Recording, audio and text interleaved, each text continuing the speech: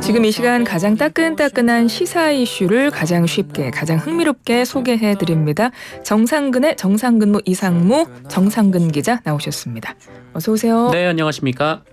어제와 오늘 날씨가 확연히 달라졌어요. 그러니까요. 어제는 여름 같더니 또 오늘은 살짝 더 쌀쌀합니다. 어제 네. 서울 기온이 한 30도까지 올랐을 거예요. 네, 진짜 맞아요. 초여름의 날씨였고, 근데 오늘 하루 만에 봄비가 내리면서 지금 날도 좀 흐리고 오늘 네. 낮 기온도 어제보다 한 10도, 15도 정도 내려간다고 하더라고요.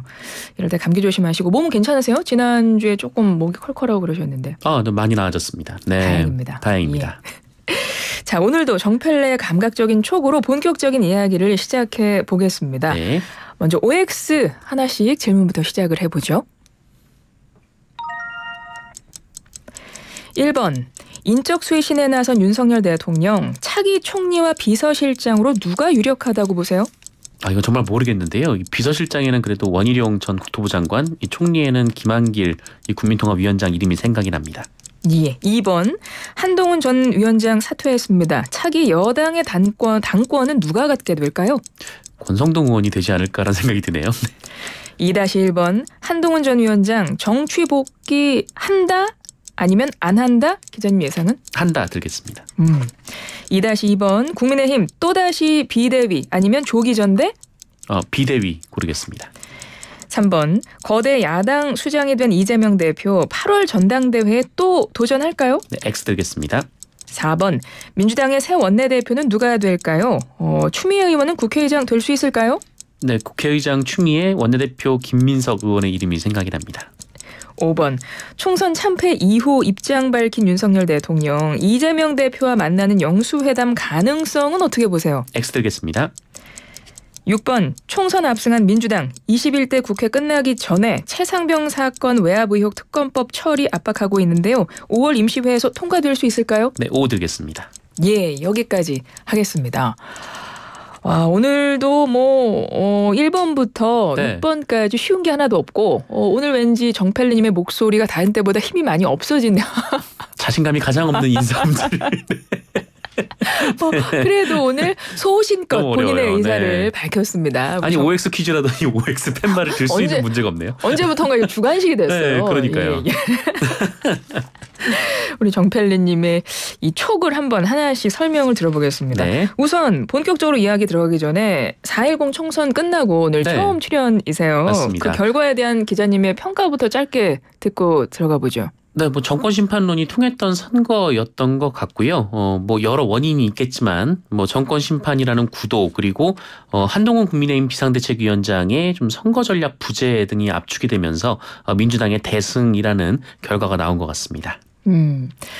그러면 OX 하나씩 풀어보죠. 총선 이후에 대통령실, 여당, 야당의 상황들을 한번 살펴볼 텐데요. 네. OX 1번, 차기 비서실장 누가 유력할지 여쭤봤는데 원희룡 전 국토부 장관 이름을 언급하셨네요. 네, 또 인사 문제는 워낙 가늠하기가 어렵고, 그리고 또 총선 이후에 지금 용산에서 윤석열 대통령이 국정 쇄신 의지를 밝히긴 했지만 본인이 직접 밝힌 입장이 아니고 이 대통령실에서 입장을 밝혔었거든요. 그리고 총선 다음 날에는 대통령이 용산 대통령실에 나오지 않고 이 한남동 관저에서 직무를 봤다라는 보도도 있었습니다. 대통령의 충격이 상당했다라는 의미로 보이거든요. 혹시 이 정도 참패를 예상하지 못했던 것 아닌가라는 생각이 들기도 하고요. 그렇다면 앞으로 좀 국정 운영의 방향을 어떻게 해야 할지 사실 지난 원구성과 상황 자체는 전반적으로 크게 다르지 않기 때문에 기존의 방식대로 그대로 갈지 아니면 국정 운영의 기조를 바꿀지 아직 좀 정리가 덜 된 시간으로 보이고요. 그 결과가 아마 국무총리와 비서실장의 인선으로 나올 것 같습니다. 하지만 굳이 예측을 해보라고 한다면 저는 국정 운영의 기조가 크게 바뀌지 않을 것이라 보는 편이고요. 그렇다면 실권형 총리라든지 레드팀의 기조를 가진 비서실장보다는 좀 확실한 우군을 진용을 좀 구축을 할 가능성이 높아 보이고 그렇다면 여러 거론되는 분들 중에서 이 비서실장은 원희룡 전 국토부 장관 또 국무총리는 또 김한길 국민통합위원장의 가능성이 높지 않을까 좀 이렇게 추정을 해봤습니다. 네. 그래서 한동훈 전 위원장 사퇴 이후에 차기 여당 당권은 또 누가 갖게 될지도 제가 이어서 여쭤봤거든요. 네. 그런데 권성동 의원은 말씀하셨어요. 그렇죠. 뭐 일단 권성동 의원이 좀 유력해 보인다는 생각이 들었는데요. 일단 뭐 5선이 됐고 이제 상당한 중진 의원이 된 데다가 이 국민의힘 내부에서 뭐 대통령의 기조 변화를 요구하는 측면은 있지만 사실 국민의힘 주류는 지난 국회와 마찬가지로 여전히 영남권입니다. 수도권과는 달리 이제 대통령과 척을 짓기가 좀 쉽지 않거든요. 게다가 막판에 뭐 이른바 200석, 뭐 이른바 뭐 탄핵 의석 이 위기감이 높아지면서 보수가 결집했다는 해석도 나오고 있지 않습니까?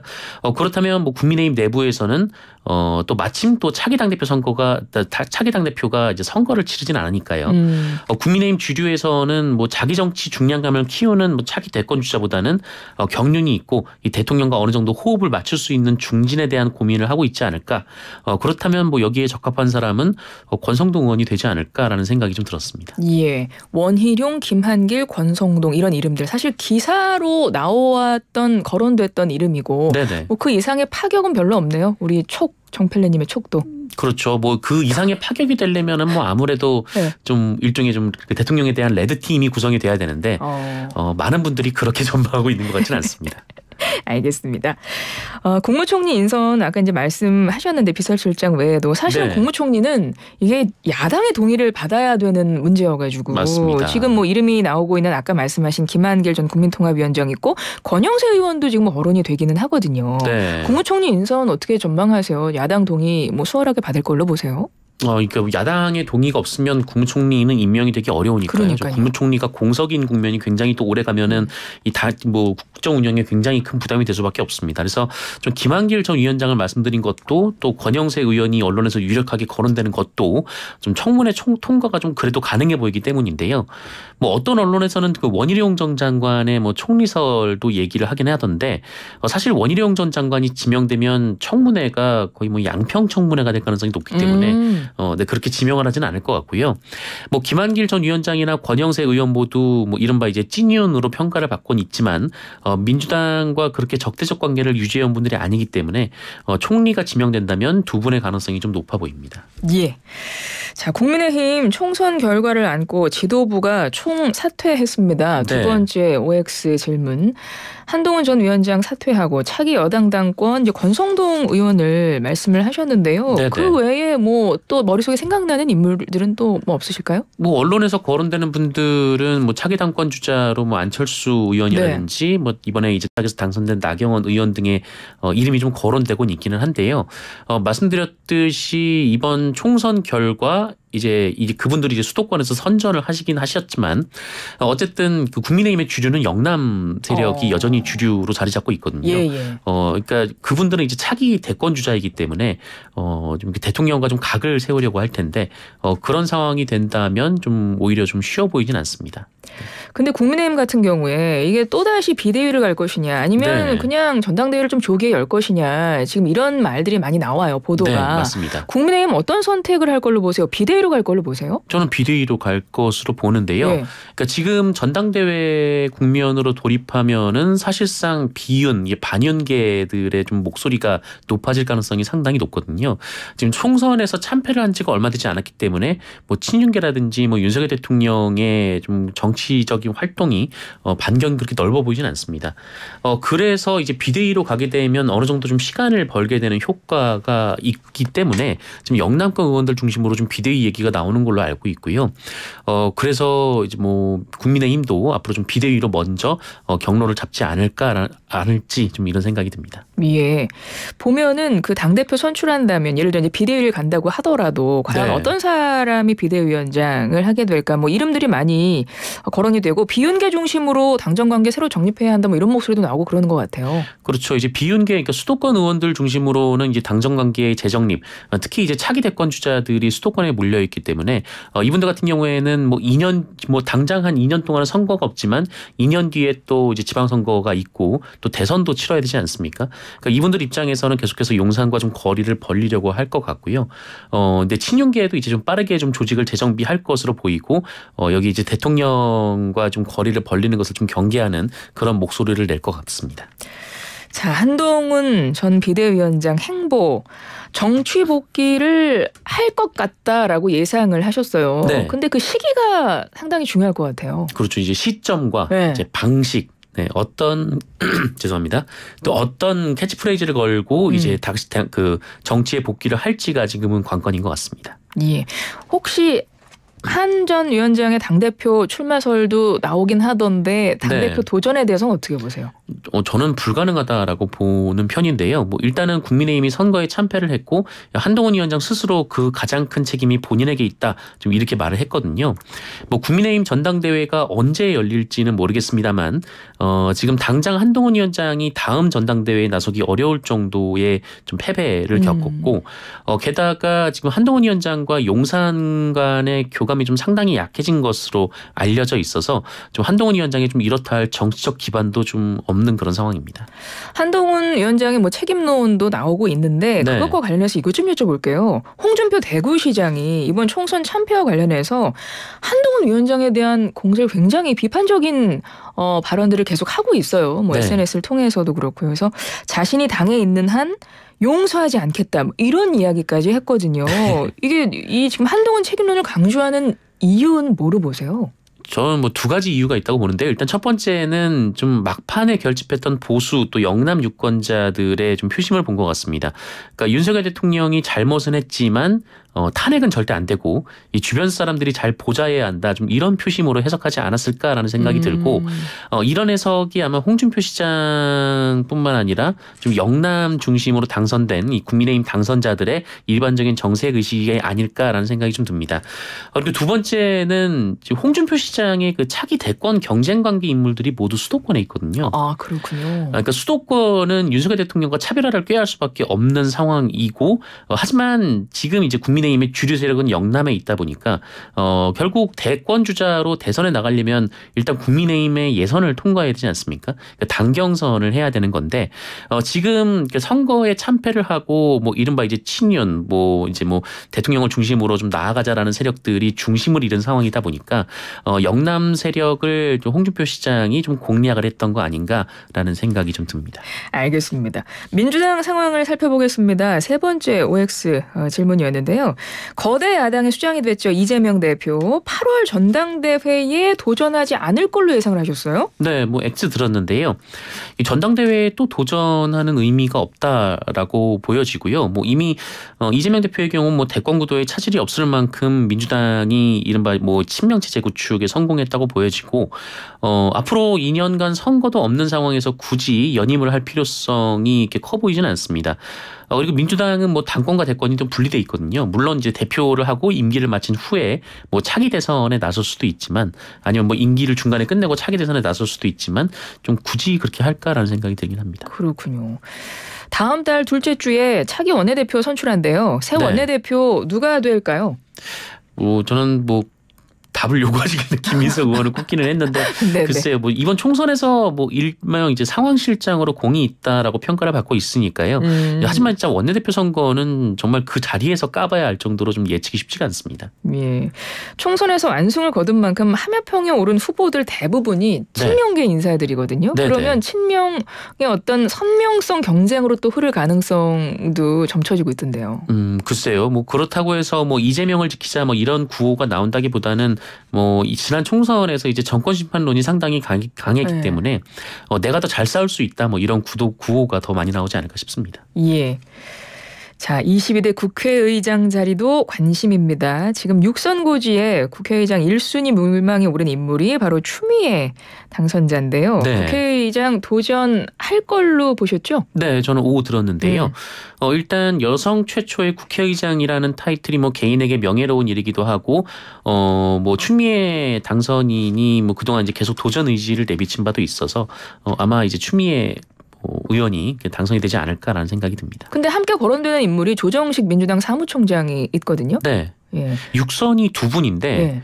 근데 그 국회의장은 전반기 후반기 나눠서 하거든요. 아마 뭐 순서의 차이 정도만 있지 않을까 싶습니다. 근데 두 사람 모두 친명계이기 때문에 누가 네. 의장을 맡든 정부와 국회 그 관계에 좀 변화가 생길 것 같은데 어떻게 전망하세요? 가능성이 크다고 보고요. 이거 사실 그 이전 국회의장 21대 국회의장 분들 같은 경우에는 대체로 화합형의 방점이 있었거든요. 물론 이 과정에서 뭐 양측의 충돌이 덜하긴 했지만 반면에 또 국회가 뭐를 할 수 없다라는 비판 비판도 강했고 특히 이제 민주당 지지층들 사이에서 그런 비판이 좀 많았었습니다. 그러다 보니까 이번에는 좀 국회와 정부의 관계가 상당히 달라질 것 같고 이 추미애 당선인의 좀 얘기를 들어보면 뭐 국회의원이 중립을 지키는 자리는 아니다 좀 이런 또 입장을 또 내비치기도 했습니다. 예.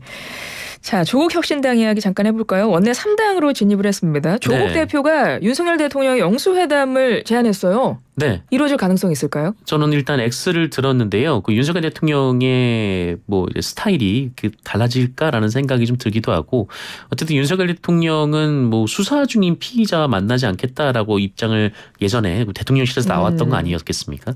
뭐 그게 달라지지는 않을 것 같습니다.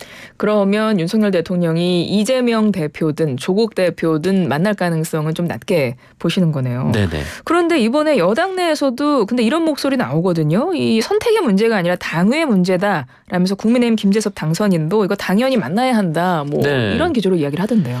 김재섭 당선인이 지금 초선이고요. 이제 당내 몇 안 되는 수도권 의원이거든요. 그러니까 물론 이제 뭐 민주당의 이른바 강세 지역에서 이제 뚫고 나왔던 그래서 이제 정치적 체급이 올라간 측면은 있지만 이 당내에서 주류의 목소리가 되기에는 좀 어려운 측면은 있습니다.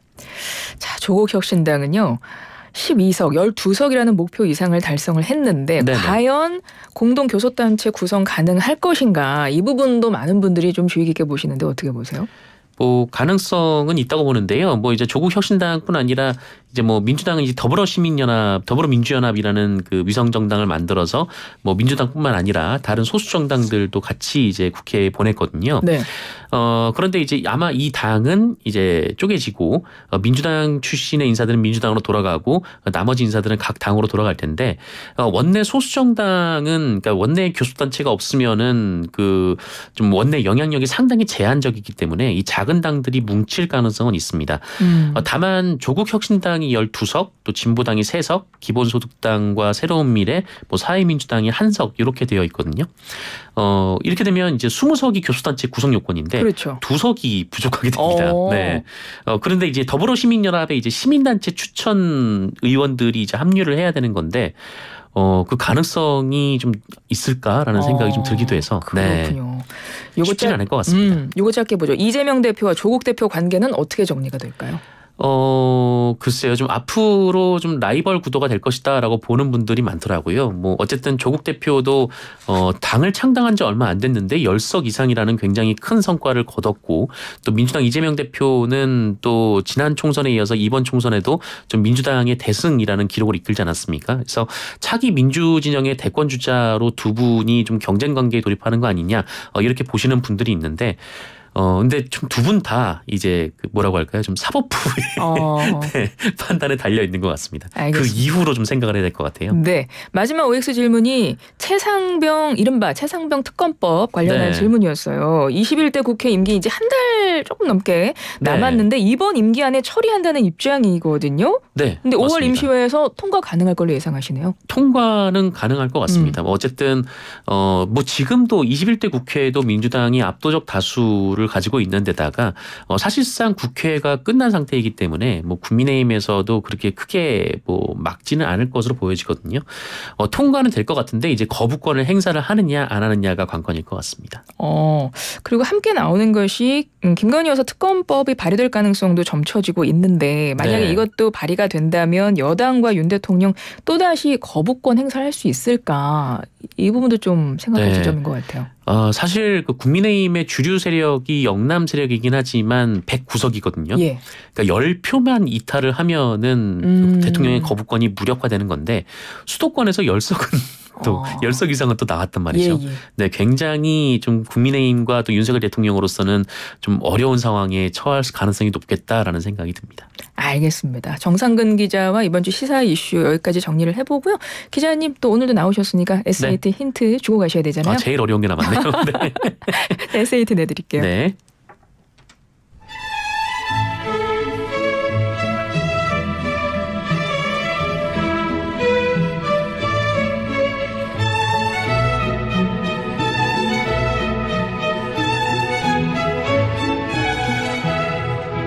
안녕하세요. 슬기로운 라디오 생활 공식 AI 귀가진입니다. 지금부터 SAT를 시작하겠습니다.